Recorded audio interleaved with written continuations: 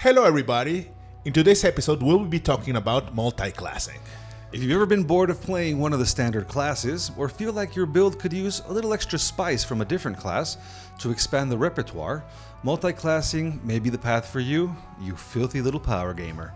I'm Eugene. And I'm Eddie, and today we have a special guest with us, our friend and power gamer extraordinaire, Fernando. Welcome to another episode of The Middle-Aged Barbarians. Here on Middle-Aged Barbarians, we like to cover a wide range of topics, from tips and tricks on how to run your game, class and monster analysis, media and adventure reviews, and news updates. So whether you're new to the RPG scene or a seasoned player, an aspiring DM in the making, or a jaded veteran like us, stick around to watch this pair of guys, in this case trio, be barbaric and tear your boredom to shreds.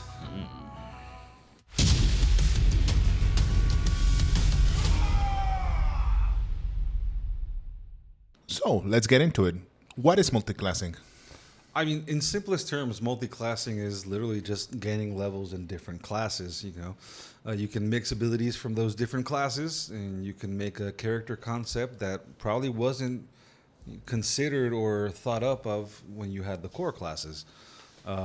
With this rule, you may have option of gaining a level in a new class whenever you go to a new level. This is in the newer systems. The older systems is kind of we'll get to it when we talk about a little more complicated.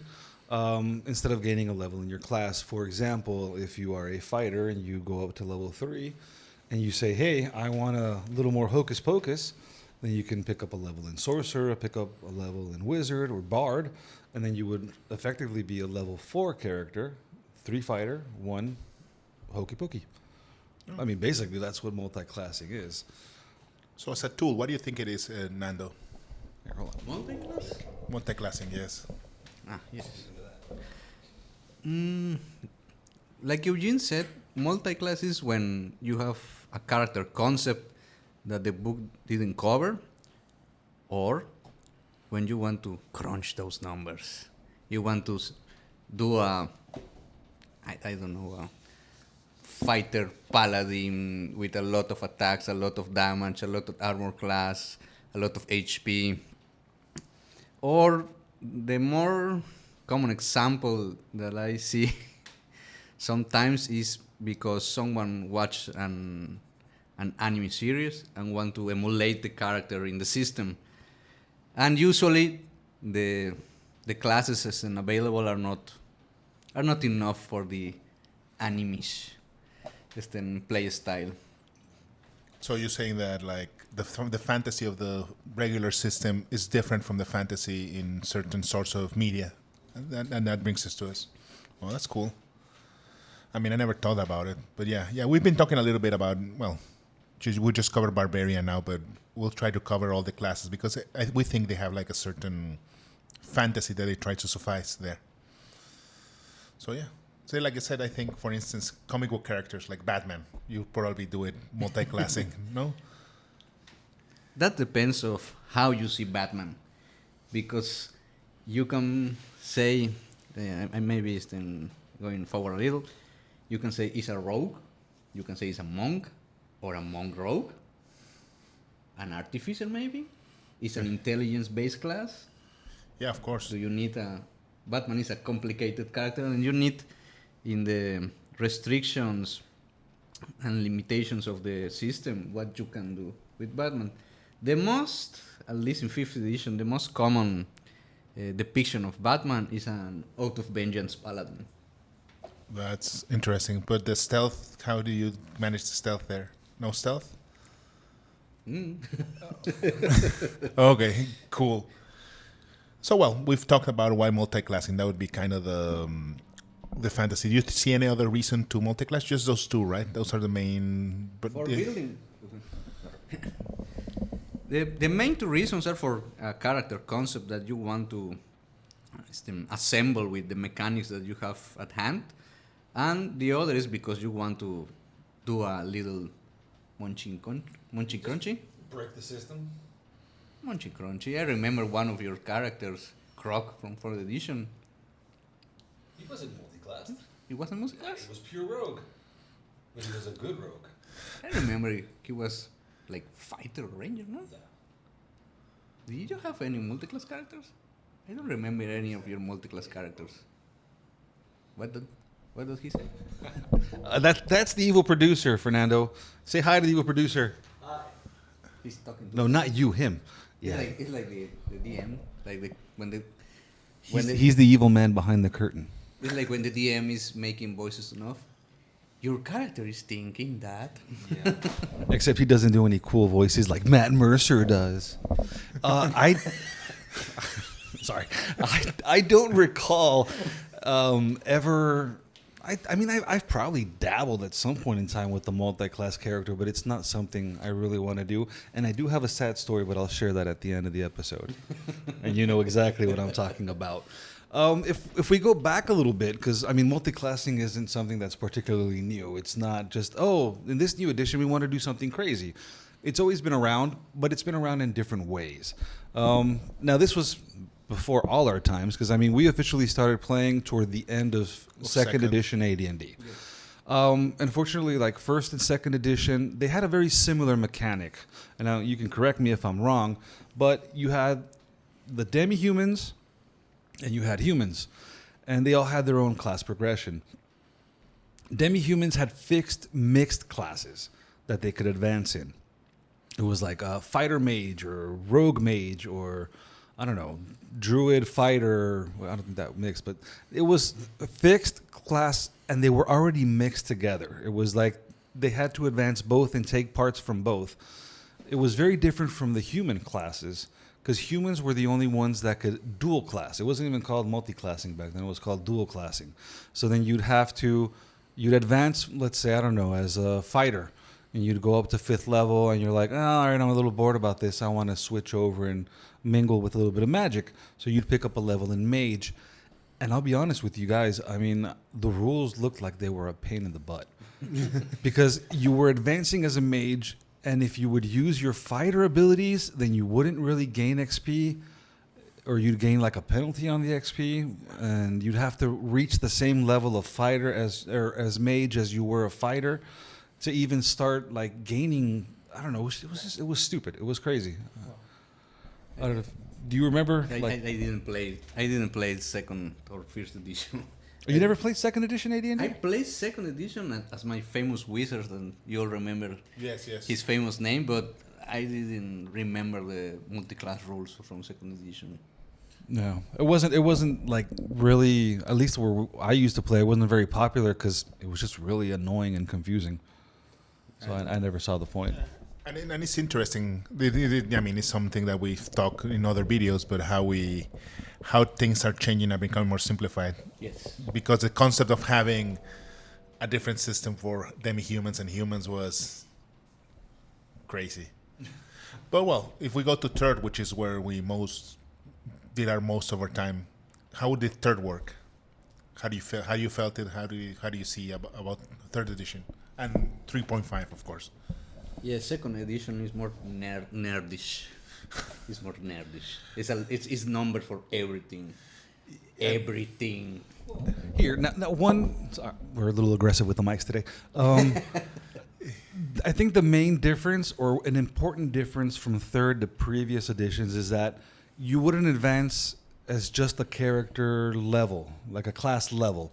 You had an overall level, which was something different from previous classes. Because before they'd even have different amounts of XP that you'd have to accrue to be able to advance. Yeah. In second, you had to. It costed more experience to advance as wizard than as fighter, if I'm not mistaken. And in first edition, if you were a dwarf, you had a different progressing system. If you were an elf, you had a different progressive system, and everything was just like a lot more complicated. Third edition, 3.5, really streamlined that whole. Everybody advances more together in a more unified manner, and kind of balanced the whole party out in a way. At least that's what I remember. I don't know if you have any other thoughts on third edition. I'll send this back over. Well, third edition was actually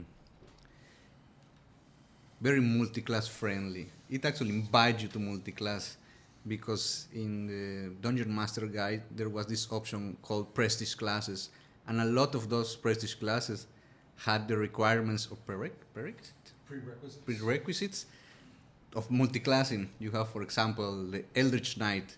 You need certain levels of fighter, certain levels of wizard. I think it was 5-5 or something like that, because all prestige classes were 10 levels. Well, not all. Archmage, Hierophant, and another one was only 5 levels. Yeah, but they needed 6 levels usually to start into the class, yes. So something like that. And he told you, wait, go on, multiclass, go to this prestige class, and have fun. Obviously, the problem with multiclassing, and now I can speak more assured, First-hand experience, I guess. with more confidence. Thank you very much, Jim. With more confidence about these editions, because I played them a lot. And multiclassing actually is not quite an option if you're going to be a spellcaster. You need to balance what you are gaining from your main class, what will you lose if you took another path. For example, is the famous Mystic Torch. That was a prestige class that mixed a cleric and a wizard spell progression.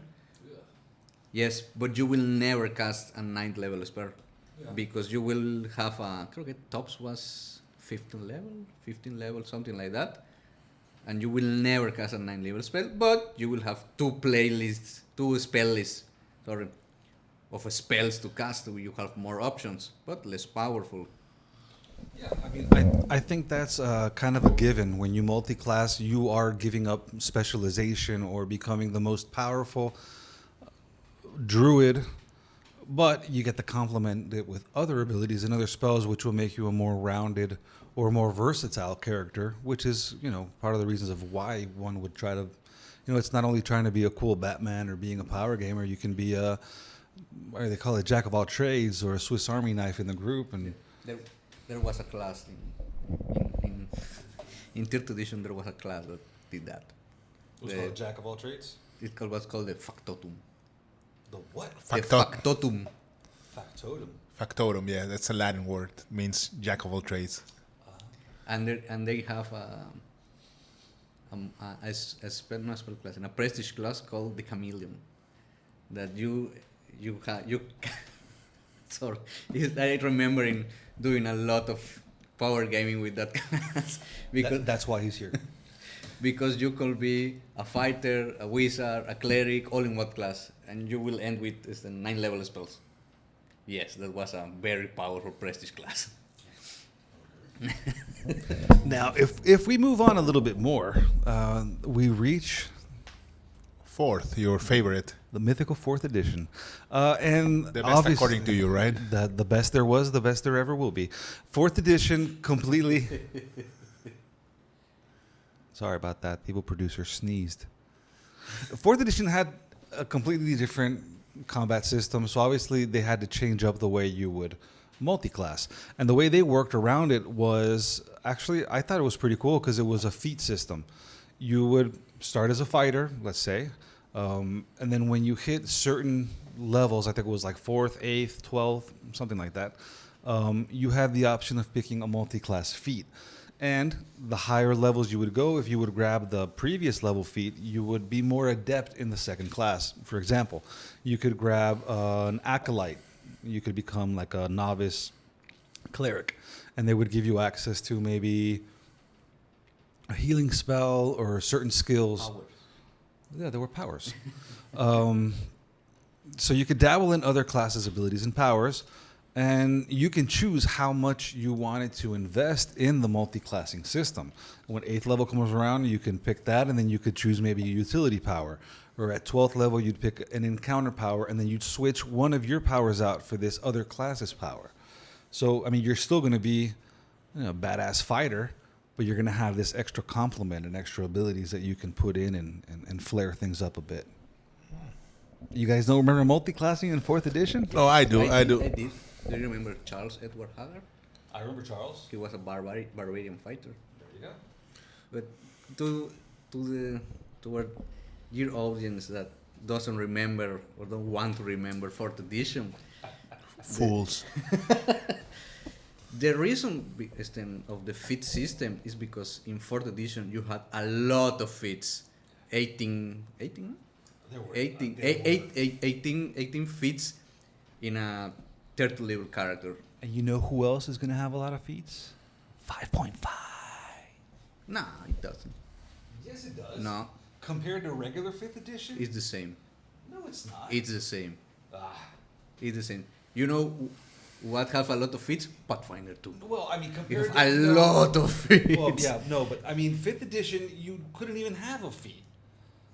Unless you can. switch. Yeah, you had to switch out your ability It's the score same. and picked up a feat. It's the same. You have a starting feat. You An have, origin feat. That's all. and you have an extra feat at level 19. I heard that guy say it many times. It wasn't the same. Oh, It's then an I'm- ability score. Then I'm very disappointed because I haven't had a chance to read the book yet, and I thought it was going to be a little more exciting. It's an epic boom. It's an epic boom now. All right, so since you guys are so knowledgeable in 5th, let our people know how multiclassing works in 5th. You can continue to speak of 4th edition. You want to... No, let's go to 5th. No, we have to go What to was the fifth. continuation of 4th edition? 4.5? There was no 4.5. Yes, it was 4.5. It calls them... Essentials. Thank you. Other evil producer. That's still 4th edition. Yes, but Essentials it was weird. Because it was like 3rd edition, but with 4th edition in an unholy amalgamation of systems. Because it supposedly is like 5.5 is backwards compatible. Yeah. Yeah. Anyway, so what about 5th edition, Eddie? Well, it exists, so that's good. No, just messing with you. It works kind of like third, if I'm not mistaken. You just add out the classes, you mix the numbers, and you get your new build. You add the powers Without the XP penalty. without the XP penalty. Oh, we didn't mention that the XP penalty from third. Third had a very amusing penalty. You had favorite classes, kind of a throwback to second edition. So humans could have any one class could be their favorite class, and they would have no penalties on that class for XP if they multi-class. And other races have specific classes they could choose as favorite classes. I mean, that's so weird. And if you kind of pass levels, I'm just glad you said races. what? Well, back then it was racist. Now they're species. So things change, my friend. But yeah, they had penalties if you multi-class too much. So it kind of promoted kind of having like a main class and a little dip. No, it was the contrary. They didn't want you to have a little dip. Oh yeah, they wanted you to, except for your favorite class. You I could, think that changed in 3.5. yeah, they just cut it out. Yeah, that's Favorite class, bye bye. Bye. Yeah, it doesn't matter. But the disparity of the levels remained. You couldn't have Oh yeah, that's true. 10, for example. Yeah, 510. Yeah, unless there were prestige classes. Prestige Unless they were classes. prestige classes. Yeah, the prestige classes system was interesting. I mean, something that we could talk about a little bit as well. Prestige classes versus just going to subclasses and stuff like that. That's something interesting that happened. But yeah, that's basically fifth. That's how it works. And the new fifth. Well, the new 5th, I'm gonna have to wait until I get my book. I haven't gotten it yet. There is an Arte Arcana. No, I'd rather read the final edition. Yeah, not to get And confused. So now the next question I have for both of you is: would there ever be a reason to not allow multiclassing in your games? I mention this because multiclassing is, at the end of the day, an optional rule, and you as the DM can decide whether or not your players can have a little dip and partake in other flavors. But would you ever not let a player take a multiclass or multiclass? I think that depends from DM to DM to allow your players to that optional road. 5th edition, we're talking 5th edition. Because a lot of dungeon masters are afraid that the players will not go just to add a little flavor. They will go into munch. So they will go to power gaming so hard that they forget the character concept, because the dungeon master has put a lot of weight on character concept. For example, I think it's valid in one shots because you're not going to devolve a character too much in deep. You're going to play one shot, one time, and you can experiment with all the mixes. No, yeah, I totally agree. I think one shot is a great place to experiment and play around. When you sale. But when you are going to in a more extensive campaign, I'm not sure if I will allow it. It depends what the player intends. If he wants to, I want to be the latest thing that someone told me was, I want to be a barbarian ranger, and I focus it in dexterity. And why? I must clarify. A totem barbarian warrior git. Why? Because the totem barbarian can choose the bear totem, and when it rage, it has resistance to all damage except psychic. And if you choose the git race has resistance to psychic. So he can resist all damage. Has resistance to all damage. And I will say no. You're not building a concept character. You're munchkin. You're munchkinizing, and no, dude. Let's play it in a one shot, that not in a why first place you're a barbarian ranger. I'm thinking also that you have to consider the rest of the party, because if the rest of the party is kind of normal and you get this freakish build, I mean, yeah, the other players might get overshadowed a little bit, or like Nando said, it's just Munchkin and the other players are way underpowered, or just, I don't know, not amused because of the things that the mixed player does. That would be my take. I mean, I had a personal experience not too long ago. A friend invited me to go play with his group because he needed a player, and they were doing, I believe it was a Ravenloft campaign, The Curse of Strahd. And I asked him what the party was, like what they were playing, what roles they had, so I could figure out maybe something that I could work in that could help complement it. Because I think maybe there was like a couple newer players, and I know there were a couple players that knew what they were doing, but maybe there were some that didn't know too well. So I wanted something to help them out. And I think the group was mainly comprised of spellcasters. There was like a druid, a sorcerer, a bard, and pick whatever else you want. So I noticed he had no rogue, he had no fighter. So he needed muscle, he needed something to look for traps or maybe keep the party safe from surprises. And when I proposed to him playing a fighter rogue hybrid, his answer, well, first of all, I hope you're watching this. I'm not gonna mention you, but I hope you are watching this. I asked him, all right, what sources can I use to build my character? Like, what are my player options to work with? And he was like, oh, anything in the player's handbook. And he mentioned maybe like one or two other main published books. No homebrew. All right, perfect. No homebrew. So I come up with the idea, and I send him the rough draft of the character. I think we were like level 2 or 3. It wasn't even like a monster, Paragon level character. You gonna like that? And he looks at me. He's like, oh no, I don't allow multi-class characters in my campaign. And I was like, well, you told me I could do anything in the player's handbook, and the player's handbook mentions multi-class characters. Plus, I'm picking fighter and I'm picking rogue. I'm not doing anything crazy. It's like, oh, no, but my players, I'm not going to be keeping track of what you guys are doing as players. I don't have the time to be like after you like little kids. And I was like, well, then I'm grateful that I'm not a dumb player and I know what I'm doing, pardon my hubris. But it's not going to be a big deal. I'm mixing a freaking rogue and a goddamn fighter. What's the big deal? Yeah, level 3. I mean, it's nothing complicated. So he kept on bitching about it, and I eventually told him, "Thank you. I'm not going to play." So I always have the option to walk away. I walked away. It's a shame. I think it would have been fun.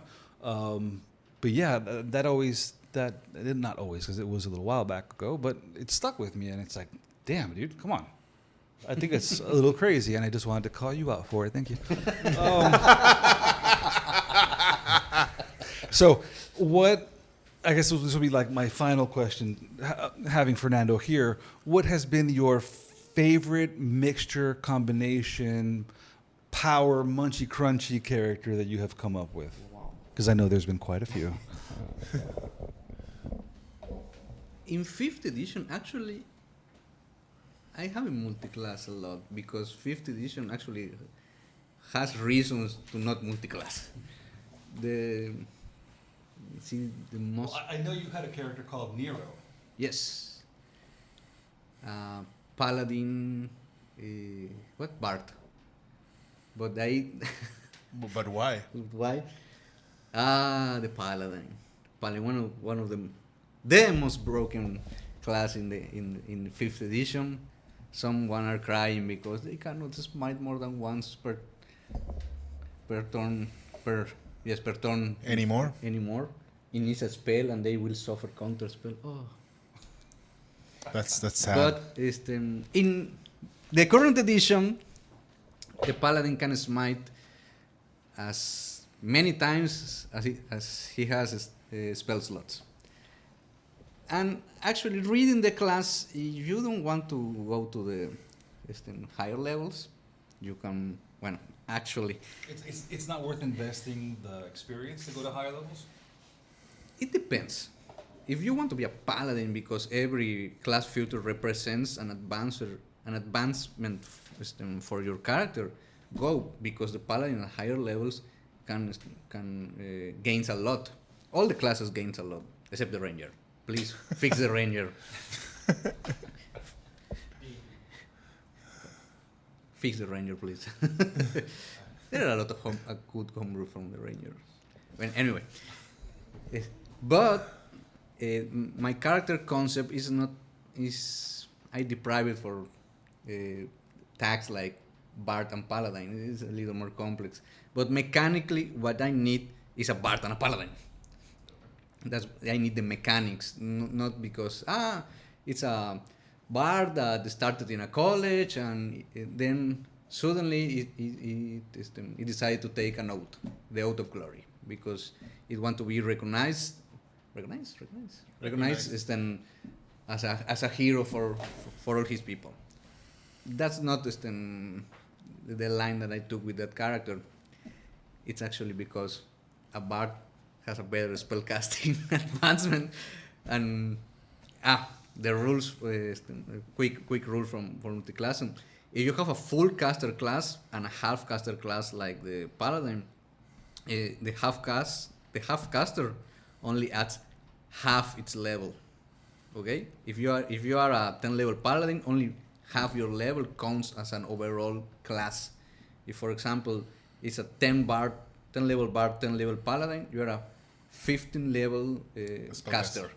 But you don't have access to 8 level spells. You have access to the higher spell slot in your class. For example, a Bard it's at level 10 is 4th level, and a Paladin I think is 3rd level. So you need to ponder if you want a full class, a half class, or a lot of spell slots for a So what do you try to do? You try to use charisma or something? That's why Bard and Paladin?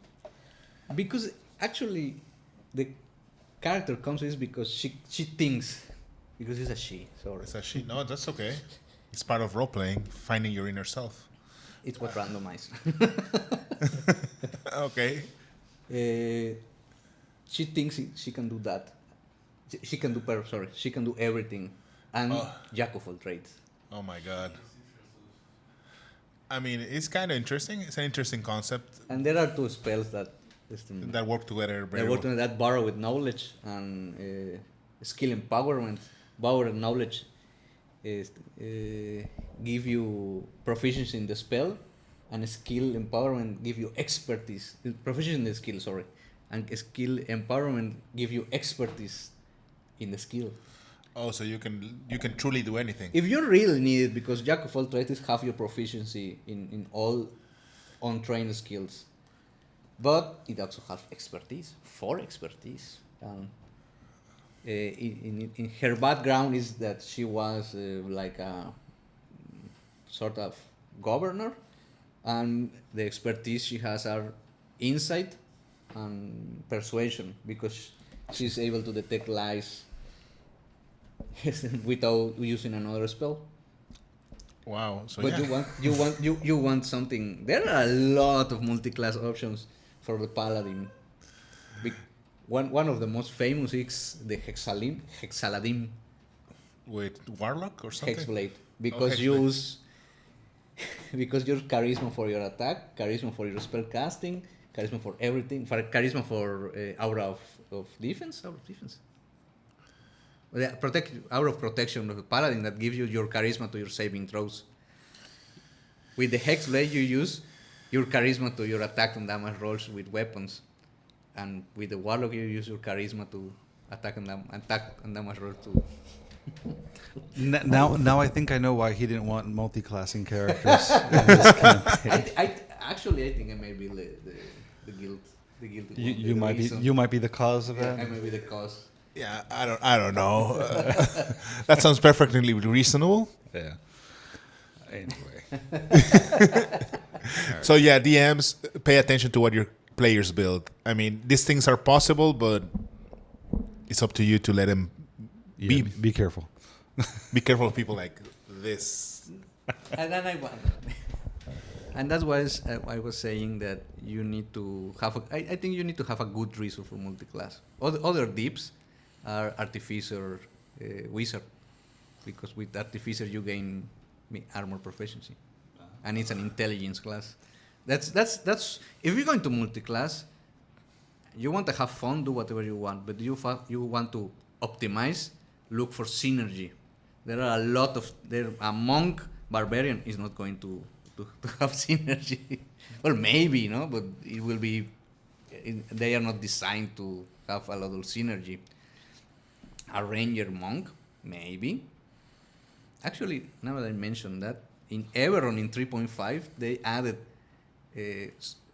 some multi-class feats that allow you to your monk level and your ranger level to stack for certain abilities. I think an armed strike. I don't remember if it's spell casting, but an ability of the ranger to stack like an overall level. No, you were 5/5. There was a 10th level monk for an armed strike, for example.